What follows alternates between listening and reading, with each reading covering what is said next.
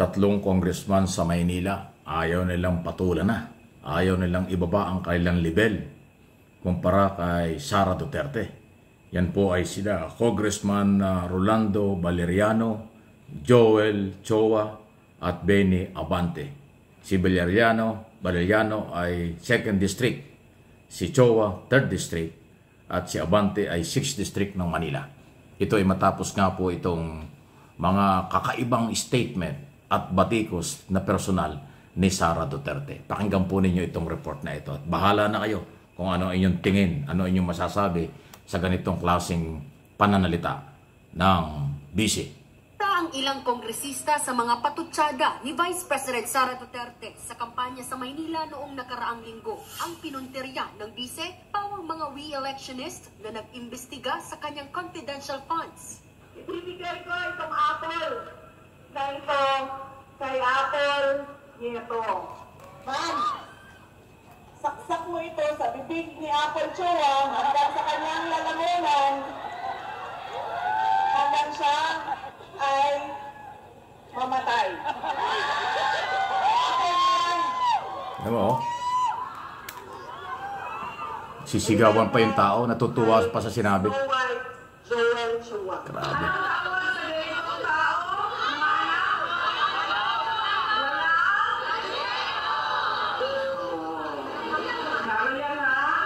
Si House Committee on Good Government Chairman at Manila 3rd District Representative Joel Chua, sinabing nakafocus siya sa kampanya at hindi susuong sa negative campaigning. Wala naman daw kasi itong maitutulong sa mga mamamayan.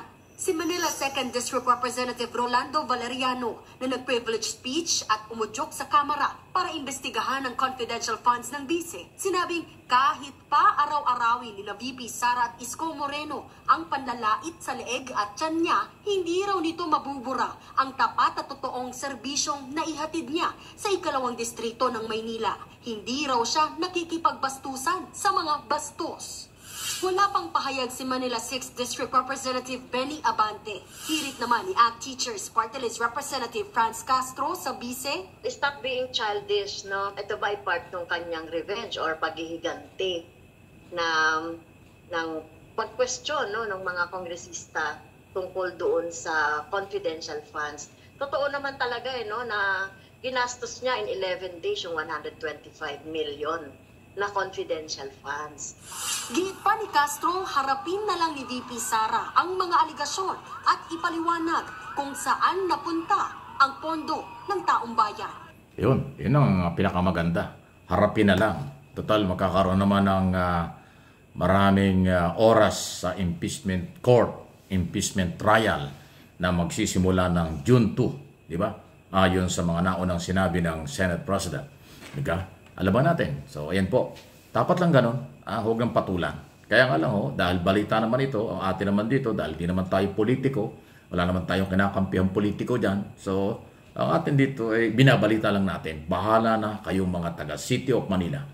Bahala na rin kayong mamamayang Pilipino sa Luzon, Visayas, Mindanao at sa buong mundo. Kasi pangalawang Pangulo, pangalawa sa pinakamataas na posisyon sa ating pamahalaan, ang nagsasalita ng gano'n. Isipin mo yung apple, kita-kita yung apple, isang pinasasaksak sa bunganga ng congressman hanggang sa mamatay daw. Wow!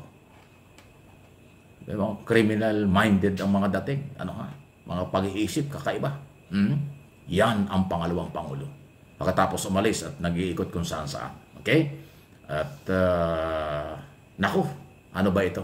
Ang nakakapagtaka naman dyan, yung malakas na tawa doon, si Isko Moreno yun eh. Kita-kita ho doon sa audio na, sa video na siya yung halos hindi mapakali sa katatawa habang nilalait, pinagsasabihan ng below the belt ni Sara Duterte yung tatlong congressman ng Manila. Tapos yung mayor, gusto maging mayor ulit ng Maynila. Tapos nilalait yung kanyang mga taga Maynila. Tinatawanan pa. Kayo na ang bahala. Ibang klase na talaga ngayon. Basta magkaroon lang ng pwesto, kahit na pagkatao na ng iba ang sinasagasaan, kahit na napakababaw ng level ng usapan, hindi na makatao, hindi na professional ang galawan, nagtatawanan pa sila. Kaya taong bayan na ang bahala. Kayong mga taga City of Manila at kayong mga botante at mamamayan sa buong mundo, Hindi lang dito sa Pilipinas. Kayo na ang bahala sa ganyang klaseng mga tao. Ano inyong masasabi? Malayo sa programa ng gobyerno under President Marcos sa rule of law. Ang kanila ay puro may pagkakrimen ang dating o karahasan. Isipin mo yung apple pinasasaksak sa bunganga ng congressman. Walang karespeto. Matindi. Pati yung isa, yung liig at tiyan ng isang congressman na si Valeriano ay nakita pa. Tama naman yung sagot. Kahit ara-arawin niya yung kanyang tiyan at saka yung liig niya, okay lang. Ang masakit yung kay Abante, ipinakita pa yung picture na hindi humasagwa, hindi humaganda, kaya hindi ko na ipinakita sa inyo. At nilait-lait din. Pinakita na yung picture, nilait-lait pa sa harap ng publiko. Kaya naman din natin masisi na yung mga anak ang nag-react. Si Attorney Princess Abante na nabanggit ko na rin sa inyo doon sa ilang mga video nakaraan kung ano ang naging reaksyon. Kasi wala namang anak na matutuwa kapag ang magulang ay nilalait ng kahit na sino. Lalo na yan, Vice President, na malayo sa kanyang pagiging professional bilang Vice President, malayo sa kanyang posisyon bilang pangalawang Pangulo ang kanyang mga sinasabi. Pero yung mga taga-suporta nila, tumatawa, nagpapalakpakan pa. Bakit kayo ganun? Yung kasamaan, pinapalakpakan ninyo? Yung walang kabutihang asal sa kabataan, tuwan-tuwa pa kayo? Tapos gusto nyo pagbabago, gusto nyo ikaunlaran?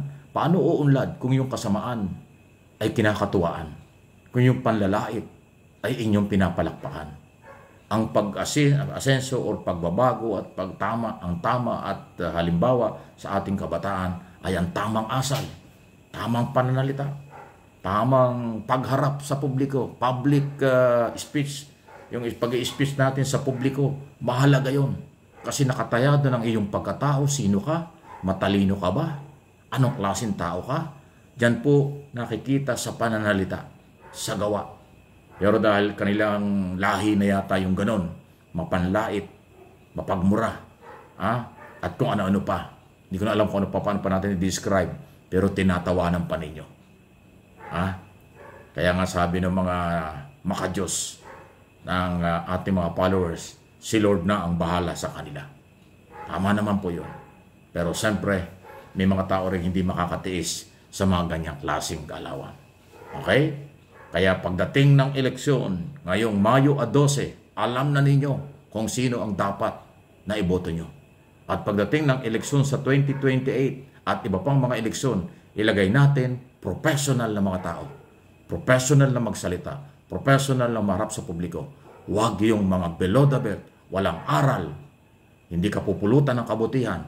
Huwag nating ilagayan sa kapangyarihan kasi pagsisisihan nyo at magsisisi ang mamamayan kapag ka nagkamali kayo. Please like and share ang ating video dito po sa Mike Abby Opinions channel at isama na ninyo yung isang channel pa natin, MA Pinoy TV.